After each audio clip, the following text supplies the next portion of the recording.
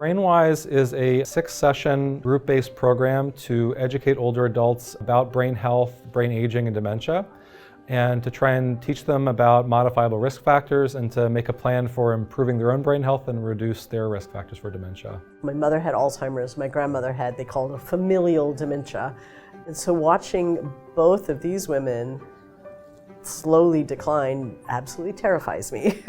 And then my husband is already struggling with a mild cognitive impairment. So I thought, the more I can learn, both for myself and for him, the better off I'll be.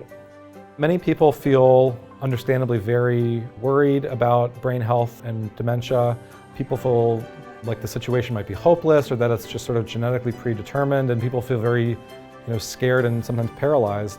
We want to live independently for many, many years. So by getting more information and implementing new things in our lives, then maybe we can help each other. Older adults recognize they're starting to slip and having some memory issues.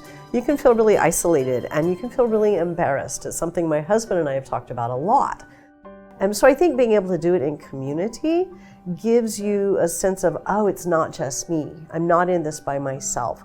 There's a lot of people and there's people there to help.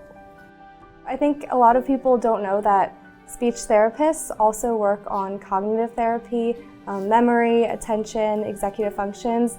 So speech therapists can take cognitive difficulties that people are having and teach strategies, do different treatments, and help people use those strategies related to memory to help them communicate better. What we know now as a scientific community is that there are many things you can do, that only in about 1% of cases are you sort of genetically predetermined to have this. And in 99% of cases, it's some combination of genes and environment. Once they find that there's stuff you can do, it's not hopeless, there's a lot of things you can do to improve brain health, about 40% of cases can be delayed or prevented with lifestyle factors.